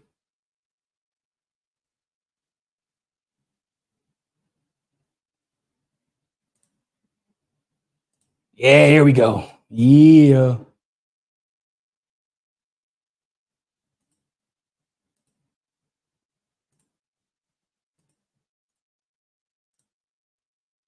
Just I got a new fan, y'all. Y'all not gonna believe it. 5%. Yeah. For the Green Party. That's not M&M. So that you can get matching funds and make it more viable. But again, I hate to tell you, the Green Party and no third party will be viable unless and until we It's get showing what he was saying voting. before. What do you think you're doing here? Like, what do you think you're doing here? Do you So- actually think you can So for win? context, y'all remember Kyle, after he went through his transformation, I'm trying to be polite. After his Barbie turned him into a Ken, all of a sudden he was very anti-Jill Stein, anti-Green Party. We got to vote for Biden. Trump. Trump is the biggest threat to humanity. And the Green Party is just helping. You know how, I don't got to tell y'all why y'all stop listening to him. But my man's is showing, shout out to INN, showing the sudden flip. That's what the beginning of the video is.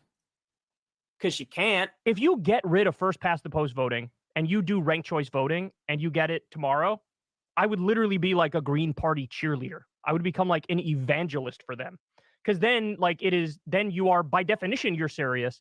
And so, but if you do ranked choice voting and get rid of first past post voting, then you immediately get rid of any objection to having an independent candidate or a third party candidate. And then I genuinely think overnight, the Green Party becomes more viable. The Libertarian Party becomes more viable. You could come up with some new party. You could run as an independent, and that would become more viable. So I guess my frustration is in this discussion, everybody always puts the cart before the horse. Jill Stein was not a spoiler. It is not those voters' fault who voted for you, like you guys that voted for Jill Stein. But she got blamed anyway. But she got blamed. And then the left was further marginalized as a result of it. So I don't see the connection. And I see a much more direct connection between protecting the Biden National Labor Relations Board and allowing this little budding, exciting, amazing, potentially transformational labor movement to actually grow. Whereas if Trump gets reelected, which is, it's the fact, based on how the Democratic Party is going to respond to Cornel West's election bid, it is more likely that Donald Trump gets elected with Cornel West in the race. And that, to me, is a massive loss because we know what his record is. We know what his national... I will never understand that argument. Y'all remember when I debated Ben Burgess? That was the crux of his argument. I don't know if y'all remember. He kept talking about the National Labor Relations Board. It's worse. Everything is worse now. And he's like, we already know we're going to get with Trump. We also have 40 years of what we're going to get with Biden. I don't understand why we keep having this conversation. You know what? I'm going to let him cook. Labor Relations Board. We know who his labor secretaries were and how they were engaged in all this union busting. And Joe Biden's a union buster. Whatever. A much more direct connection between that moving the ball in our direction than, Cornel West getting 5% and either his candidacy not really mattering at all, or being used once again to, smear the left and marginalize the left and say, these are just the people that are interested in getting Trump elected. So again, I want to wish Jill a very, very happy birthday. I want her to know that she has my support. I think she's very brave for running. Yeah, I heard that correctly. He's arrived. And say these are just the people that are interested in getting Trump elected. So again, I want to wish Jill a very, very happy birthday. I want her to know that she has my support. I think she's very brave for running in this environment, in this climate. And look, bottom line is there is one candidate in this race who is both on the ballot and anti-war. And we all know who that is. Donald Trump likes to pretend he's anti-war. He's not. Sometimes Biden likes to pretend he's anti-war. He's clearly not. He's arming and funding a genocide right now. Cornel West, I'm not sure he's going to get on that many ballots. And RFK, don't get me started. This is a guy who pretends like he's the most anti-war, but he's also in favor of Netanyahu committing a genocide and us arming and funding it. And he completely dehumanizes Palestinians on a regular basis. So from where I'm sitting, from my perspective, there's one candidate in this race that's doing the right thing and standing on the right issues. And, you know, look, fighting for it at a time that's important historically where nobody else is stepping up and doing the right thing. And so, again, very happy birthday to Jill Stein. Sorry I couldn't be there with you guys today, but I'm there with you in spirit. And Jill, we wish the best for you moving forward. Bruh. Y'all see how, Kyle, you know how simple that shit was? I don't know. Y'all, like, you hear the big difference in how straightforward his decision-making was to endorse her there versus the obfuscating you heard in the other videos or in the other clips. Well, we got to consider this. No. Hold up. Are they anti-war or are they not? Are they pro-peace or are they not? Are they pro-worker or are they not? Shit. Are they a sociopath or are they not? He's like, yeah, man. You know, supporting a genocide is actually probably a horrible thing. I can't really get behind that. Jill's the only one not doing it, so let's do that. You see how simple that is to get to that conclusion? When you're not trying to when you're not trying to play this game where you bring liberals in here because you know that's what it is. I gotta keep liberals here. Don't want liberals to run away. I don't want anybody to think that I'm trying to help Trump win. When you're not triangulating, when you're not trying to play this BS bullshit independent media game theory that they like to play, it's very simple. Jill has the best policies. Jill's not pro-genocide. Jill's been consistent. If I'm going to endorse somebody, it's going to be Jill.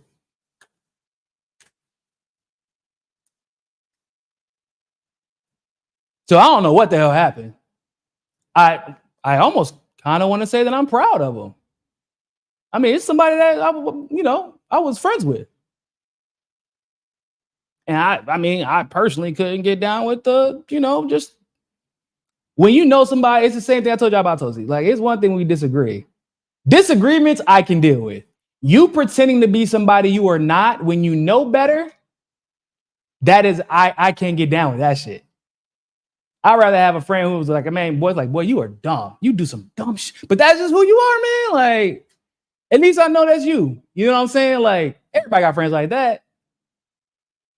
That, like, you being dumb is who you are. You don't really know any better. And, that's a friend that everybody keeps around. But, you just kind of put up with because y'all was homies for a while. He makes you laugh. But, like, Kyle knew better. Boy, dyed his hair blonde, got some damn earrings, and lost his mind. I don't know what that was about. I mean, we could all probably take a guess. But I gotta admit, man, I have a theory.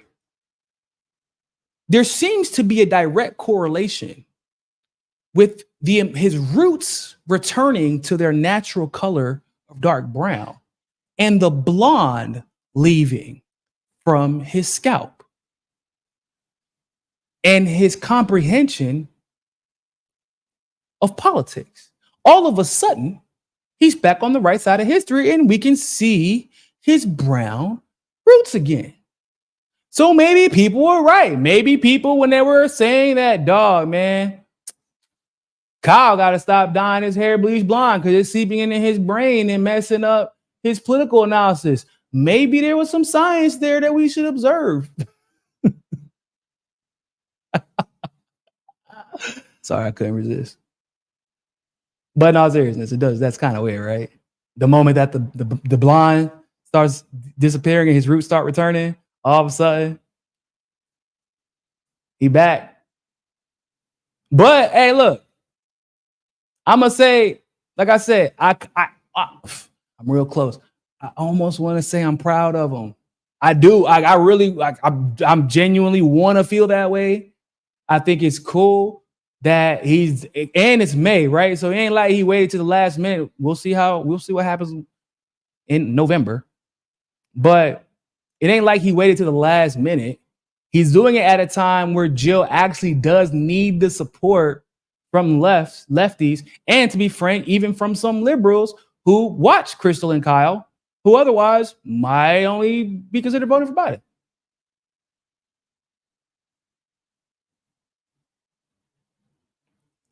It's cool. I'm glad that for some people who used to have morals in a moral compass decided finally, literally finally, that genocide was a lie. There were some of us who decided genocide was a lie a long time ago, but it's a good thing. I know there's a lot of question marks in my voice right now because I got a lot of questions. Do I question if he's being genuine? Absolutely. I do. Because I just watched you put on an act for the last 4 years. So it's hard for me to believe that all of a sudden you're back to being genuine. When you called yourself a Biden bro. Y'all remember that? It's a good guy. Who can forget? I was like, oh God. Oh no, please don't do that. Don't do that. Not Biden bro. He literally called himself a Biden bro. I remember. Knowing everything we knew about Biden, he was trying to justify his continued support for Biden, or rather his unwillingness to criticize Biden substantively on the issues that he should have been criticizing him on, the stuff that we had all been calling him out on.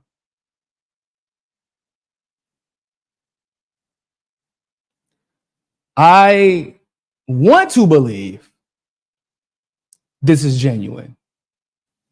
I do. But the problem is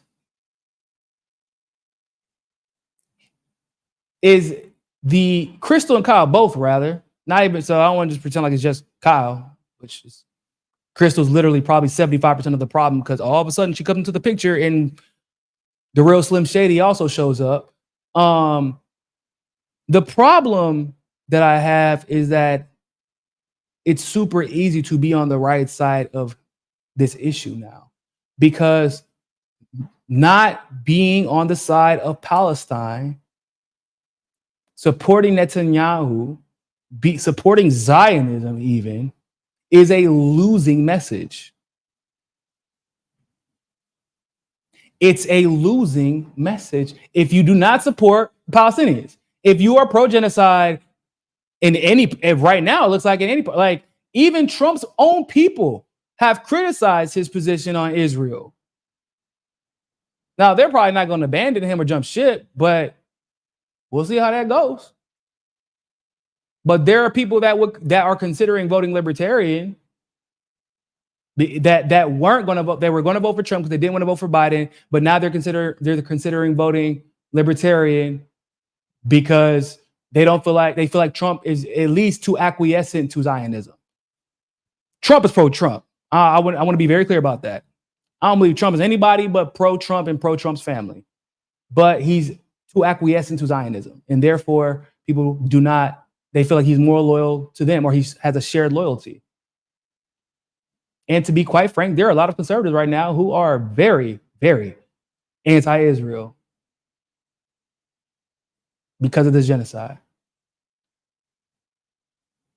So it's like, I want to be like, now Jill Stein to be fair, Jill Stein wasn't running well, actually I do think she might have announced in November, December, but She wasn't running in October when it started. She only started running kind of relatively recently, or at least announced relatively recently. Dr.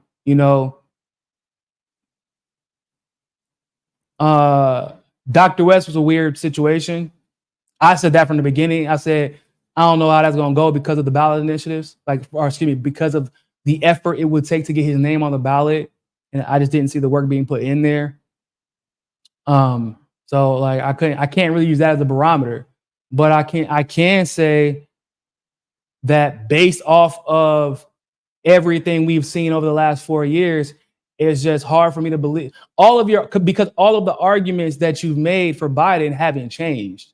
Like any justification that you've used to justify voting for Biden hasn't changed, except for the fact that he's a Zionist that's been funding genocide.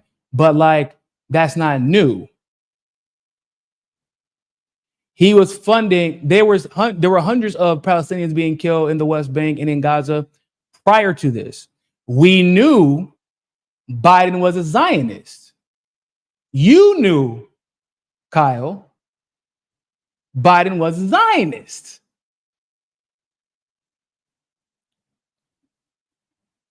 So I don't know if genocide necessarily was the line for Kyle per se, but here's the thing. It's cool that you're saying vote Jill Stein, or that you're supporting Jill Stein, and that you're acknowledging her position on the issue. But here's the problem. Before Jill Stein in the race, were you saying fuck Joe Biden, we can't vote for him because genocide is the line? Because I don't know. I haven't watched him. Y'all can tell me. I don't know. If y'all watch him, if y'all watch Crystal and Kyle, then y'all can. But if you weren't saying we're not voting for Joe Biden, I don't give a damn what the other stuff. We don't vote for genocide. Like that is the line. If you weren't saying that, then it's hard for me to believe that this pivot is genuine. You get what I'm saying? As much as I really, really want it to be. I really do. I would really like to believe that Kyle is returning to form, so to speak. But then there's Crystal. And Crystal is like a rubber band, boy. She just, wherever you need me to be at, that's where I'll be. For real.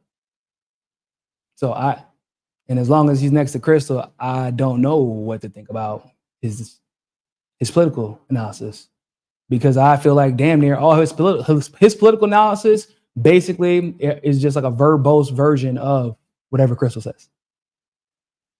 Like, so did Crystal give the green light? Like, yeah, man, we can stop supporting Biden now. We can support Jill.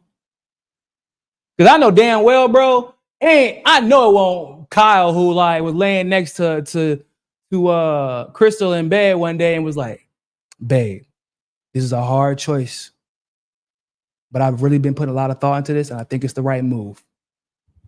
We got to endorse Marianne Williamson right now. There is no way that that's what happened. I guarantee it was probably Crystal who influenced Kyle. Kyle had to double down because, happy wife, happy life, I guess. And so all of a sudden, Kyle is backing Marianne Williamson when like he gave no indication in the past that was like the candidate that he was going to ride out for. Also, what's crazy too is the fact that Crystal gave this whole argument. Like y'all just witnessed Crystal give this argument, right, about why you have to vote for Biden in the situation with him and Trump and Cornel West, whatever. But then like she endorsed Marianne Williamson early on. So it's like, what was it? I'm confused. Where the arguments don't make any sense. And it seems like they're just trying to do what's popular at the time. That's my point. The arguments don't make any sense. Like the argument you just made against Cornel West at that point, you could have made it against Marianne Williamson, but you chose not to. Instead, you chose to endorse her. I took pretty pictures together at your wedding. So forgive me if I'm a bit confused. I got trust issues now, Kyle. I got trust issues with all y'all. Because I don't know where the hell y'all stand. And I get it, man. I got a lady in the household.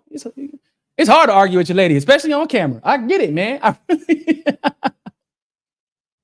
It's hard. Like you just hell, especially she the one paying the bills.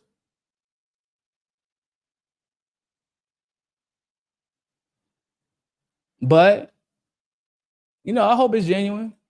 I'm holding out hope it's genuine. Call me naive like that.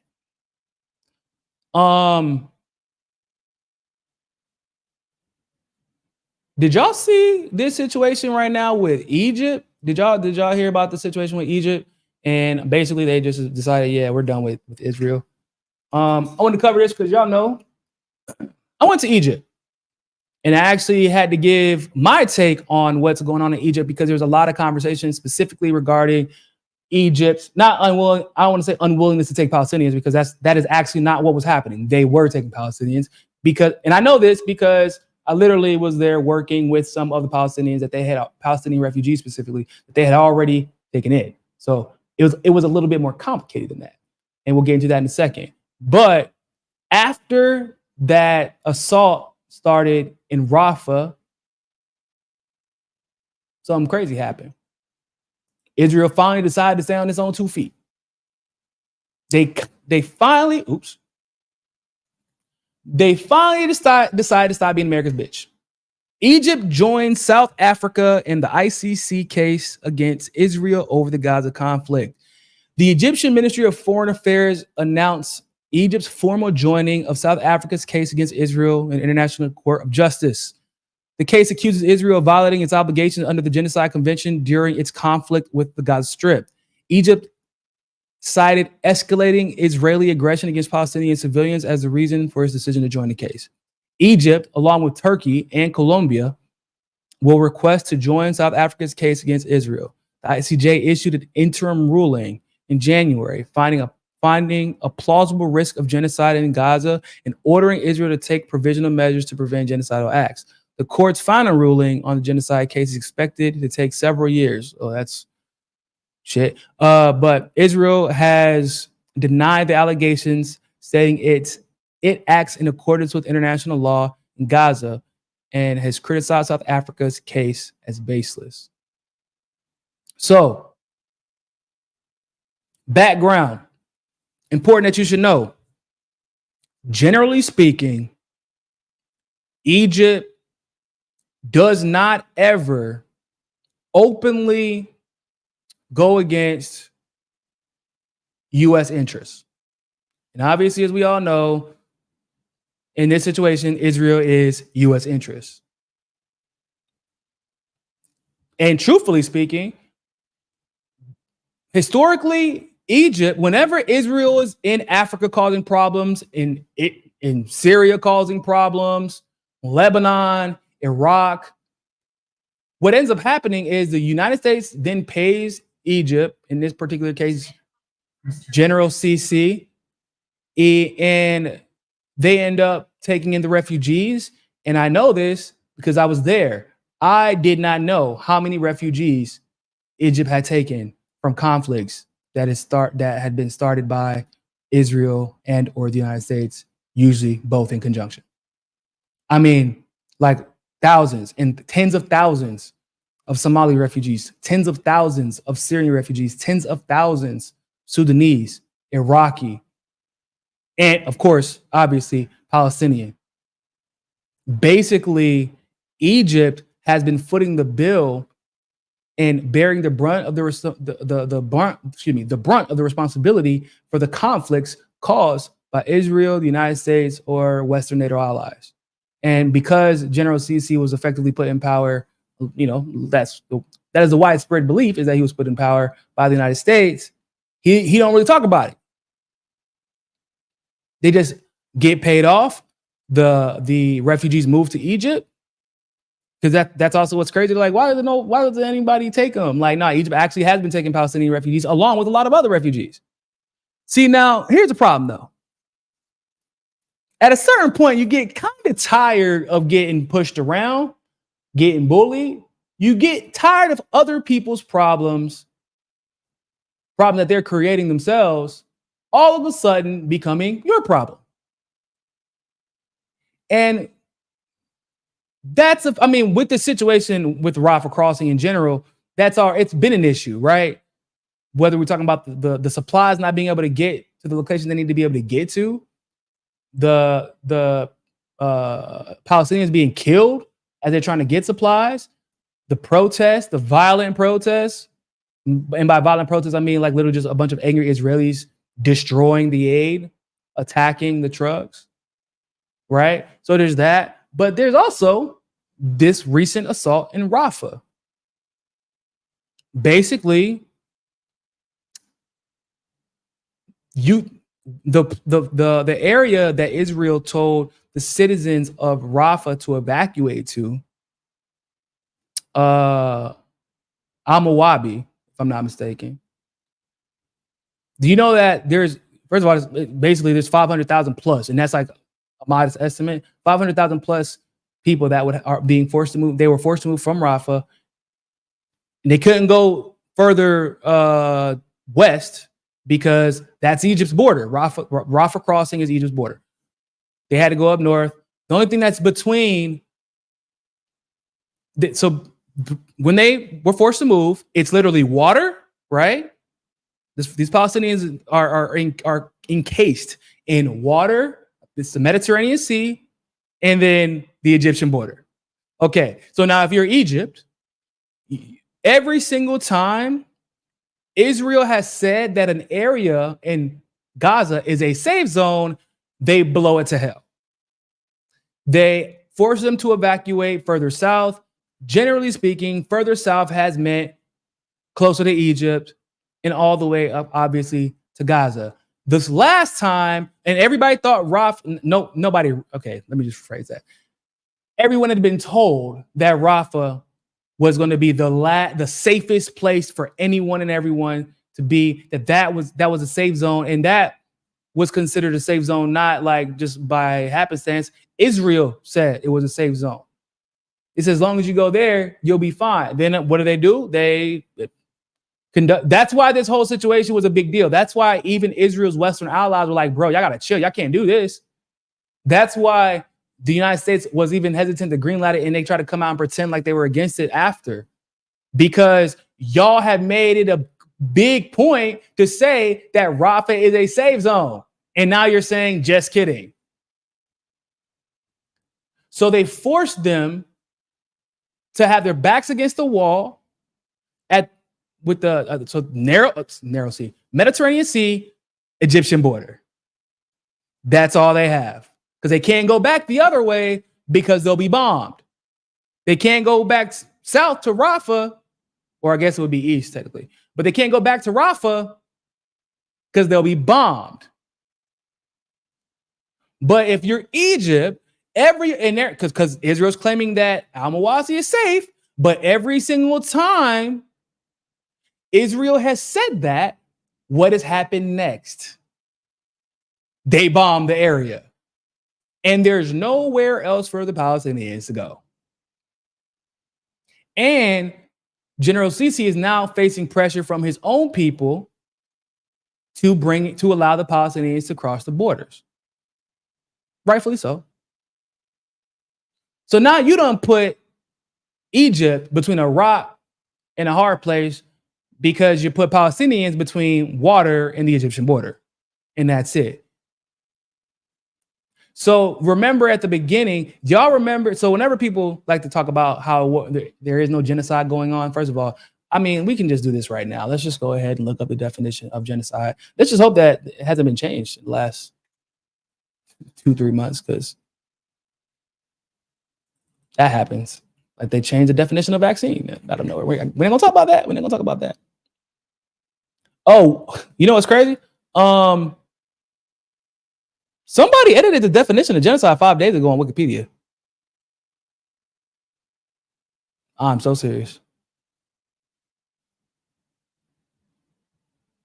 Somebody edited the definition of genocide in the Encyclopedia Britannica too. What? What is it edit? I hope it was just to clarify. Like, yeah, nah, what's happening is a genocide, in case you fucking weirdos have thought otherwise. Genocide is the deliberate, and systemic destruction of a group or people because of their ethnicity, nationality, religion, or race. The term is derived from the Greek genos, race, tribe, nation, and Latin side, killing.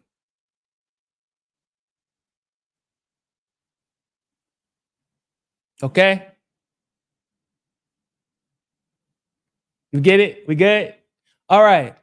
Are the Palestinians being targeted? Yes. They are. Are they being targeted because they're Palestinian? Where they're not being targeted because they're Christian, because the Christian Palestinians get targeted too. They're not being targeted because they're Jewish, because the Jewish Palestinians get targeted too. There is no discrimination in the way that the Palestinians are being targeted. We got that out the way? Cool. Are they targeting Israelis? No. Why? Because they're not Palestinian. We understand? Okay. Where in that definition did you read they have to be exterminated completely and totally? They have to be destroyed to the brink of extinction, because that is the argument that a lot of people like to make. I don't know where they get. Yeah, they only killed 30,000. That's not, how is that a genocide? Okay, hold on. I don't think that you get that. This definition is right here. You target someone because of who they are.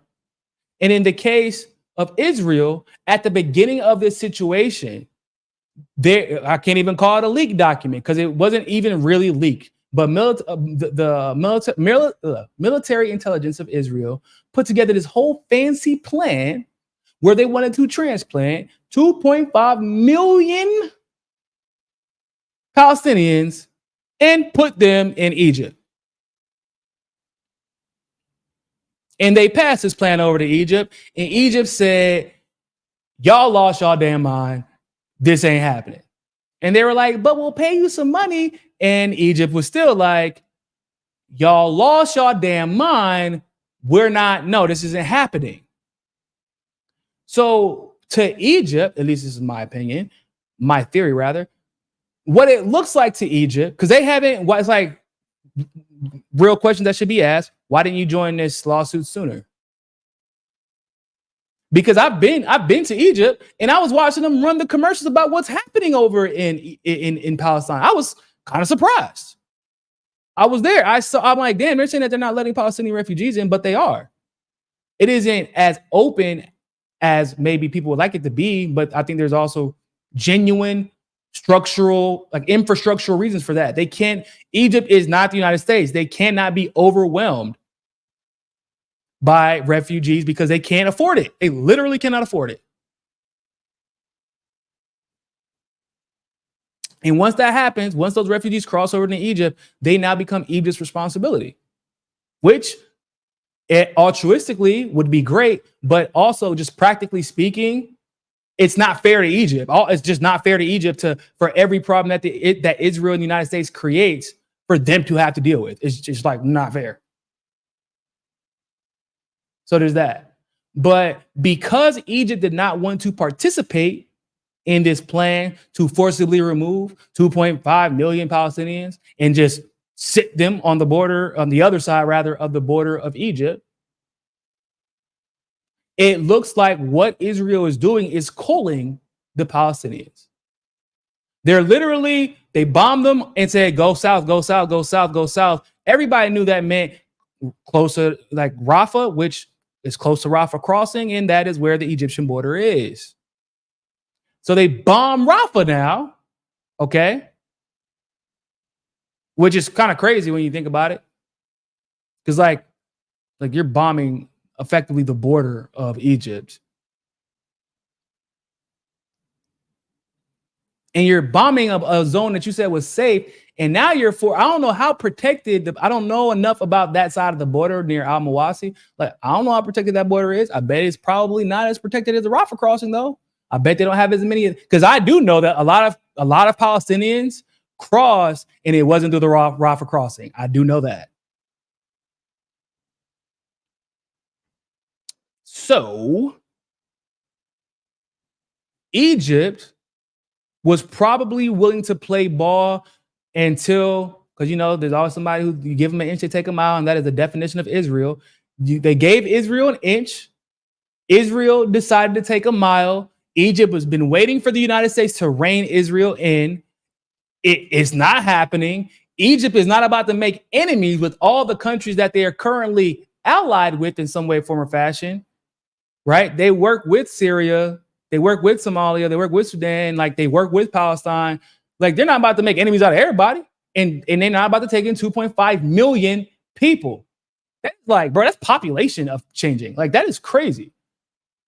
Once again, altruistically, yes, I would like love for that to happen. But I'm just speaking from, if I'm the president of a country, I can't keep letting another country bully me into making their problems my problems. Because now that becomes the problems of the people who are voting for me. Not that General CC has to worry about stuff like that, right? But just saying, people are like not content with General CC, but they're like, he ain't the worst, I guess. That's how a lot of people view him. They're not really happy with him, but like, it is what it is. It's Egypt. That's the vibe I got. However, imagine the strain on resources that are already being strained if you just bring in 2.5 million Palestinians. Also, the Palestinians don't want to go, so there's that. But Israel, with the bombing of Rafah, is effectively trying to force Egypt into taking the Palestinians by hook or by crook. In other words, if you're a Palestinian and you know that Rafah was the last safe zone, Al-Mawasi damn sure ain't about to be safe, because they just showed us that there's no such thing as a safe zone. So what am I going to do? I am going to try my hardest. Me and my 500,000 brethren are going to try our hardest to get over this Egyptian border. Good luck stopping us. You can't stop all of us. I'm just being honest. That's what I would do. I don't give a damn. Like, judge me if you want to. I don't give a damn about all that. I would be, about 50 of us going run at a time. They can't catch all of us. Hey, man, good luck, bro. We're going to try to bail y'all out if they do catch you.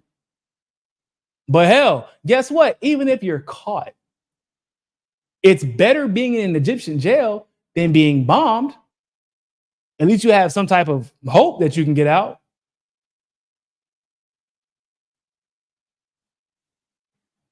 And it's not like they're going to send you unless they catch you on that side of the border, but it's not like they're going to send your ass right back. It's not really, it is not safe to be escorted for Egypt to escort them back, is it? Because you might be bombed. Seriously. So it's the reality of the situation is Egypt was forced into making this move. And this is basically a big, everybody knows Egypt is the U.S.'s ally. So this is a big ass smoke signal saying, we're tired of y'all shit. We see what y'all are doing. We're not putting up with it.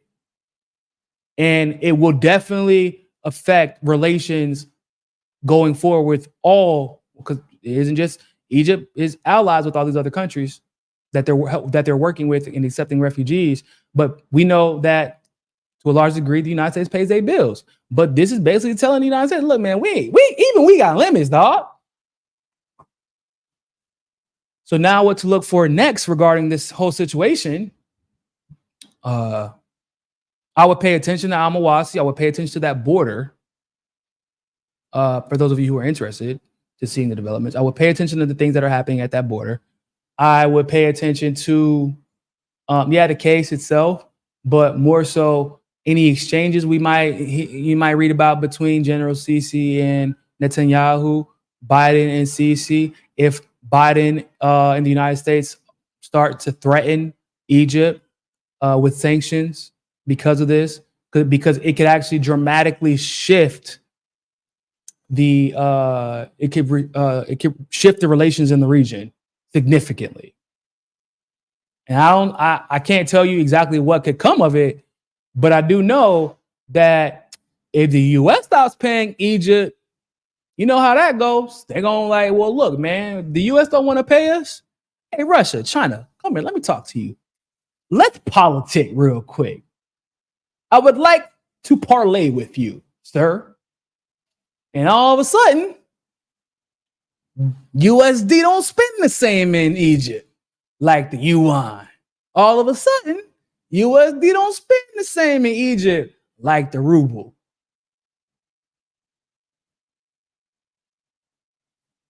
You can't ostracize, like, Egypt's a big ass part of both Africa and the Middle East economy. Like, you can't ostracize them. You need them.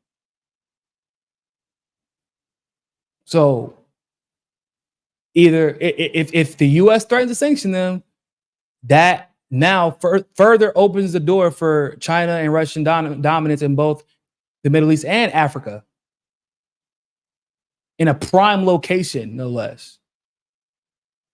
If US sanction them and the US decide they want to get on their shit and start threatening, and okay, fine, we'll just let Russia put a base here. Now what? Keep talking. What you gonna do? Go to war with Egypt? You can't. If you do that, that's a bigger problem. You get what I'm saying? Like, I guess you could view this as somewhat of a power play by Egypt.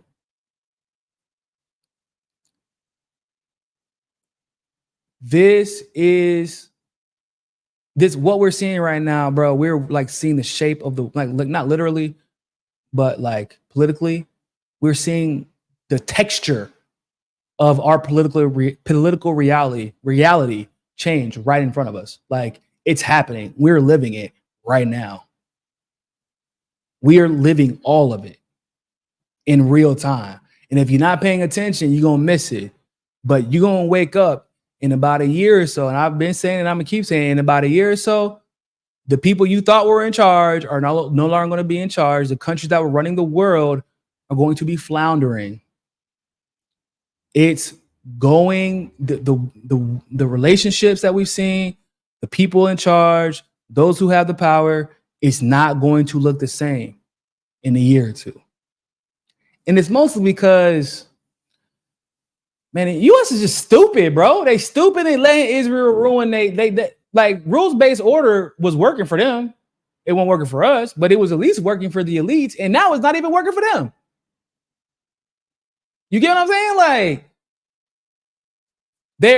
I was on a show with Nick from RBN, and he was showing this article where the U.S. basically threatened to sanction China again, and China said, that's fine. If y'all threaten us, then we're going to just have everybody flip over to the yuan, like that they're trading with, that China's trading with or engaged in bilateral relationships with. So, and also the problem with that is, of course, we owe a shitload of money to China. Like, that's stupid. I don't know how, which is a whole different conversation, but I don't know why we allowed ourselves to owe this much money to China and then pretend like China's our biggest enemy. That doesn't make any sense. It would be stupid to sanction China because that would hurt our economy. But we know how the elites like to play, right? They like to tank the economy, because when we say tank the economy, that only hurts us. People who are wealthy, they're gonna still be wealthy. They don't change. Wealth is wealth, no matter what country you're in. And that's how they make their money when the economy tanks. That's why I keep telling people, like, y'all gotta stop letting these elites pretend like they're enemies with China. They don't hate China. They love China. They love to use China to manipulate the world economy by instigating fake conflicts. Like, when I say fake conflicts, I mean like soft power conflicts with sanctions and whatnot, because they know, like, it'll hurt the economy and they'll be able to benefit, buy up properties, et cetera, profit off of war, all that good stuff. And the elite of the elite they'll win regardless. But China, don't get it twisted. China's playing for China. The elites are playing for themselves and they're benefiting off of engaging with China. But China, like the real China, is playing for China. Don't get it twisted. I mean, that's not a bad thing. I'm just like, it is if you are anti-China, I guess, but I really don't. It doesn't bother me. I live in Brazil. They have a great relationship with China. So, but China, any move that they make is for China. So they will continue to let these elites do dumb shit, and eventually, I mean, we're seeing the results right now. We're seeing what we're witnessing is Russia and China and the BRICS powers. They're just giving the United States rope and giving them in NATO, in Great Britain, and Israel and all those Western powers are just giving them rope to hang themselves with. They're like, yep, keep it up. Yep, keep it up. Oh, go ahead. And you're gonna wake up one day and you're gonna be like, oh shit, Iran attacked Israel. Oh shit, hold up. Russia was with them when it happened? Oh shit, Russia got a base in Egypt now? Oh, the Panama Canal belongs to China now? Like, it's gonna be a straight 6 months of like, what the hell is happening? And I'm gonna be like, I told y'all these elites is dumbasses. And one day y'all gonna wake up and they're gonna be teaching Mandarin in middle school in the United States. Mandarin and Russian, mandatory. For real. So with that being said, ladies and gentlemen, thank you all so much for tuning into this live stream segment of For the People podcast. Y'all subscribe, help us get to 50,000. Like I just said, we just hit 20,000 on Hotspot on Twitter. Appreciate you all so much. But y'all subscribe, help us get back to 50,000 on YouTube. Whenever, they were going through that little purge that they went through over the last couple of years, we were at 50,000 and they killed us. So we're trying to get right back there. So like this video, share this video. You can support the channel by becoming a Patreon subscriber, obviously through super chats with all that good stuff. Follow us on Rockfin, Rumble, Twitter, all the links to that and below. And don't forget to subscribe to our Telegram channel to know whenever we're posting new content when we're about to go live. Other than that, ladies and gentlemen, always remember more than anything else, find your balance. Peace.